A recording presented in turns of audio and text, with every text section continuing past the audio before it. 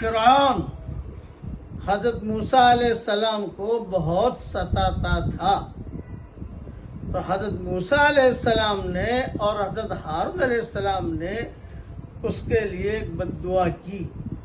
پڑھیے میرے ساتھ، ربنا اطمس علی اموالہم، اے اللہ ان کے مالوں کو تو ختم کر دے، اجاڑ دے. واشدد علی قلوبہم، اور ان کے دلوں کو سخت کر دے.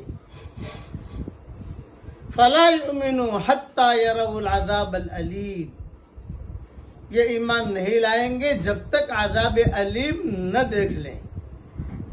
فوراً اللہ نے جواب دیا، قال قد اجیبت دعوتکما، تم دونوں کی بد دعا ہم نے قبول کر لی. اس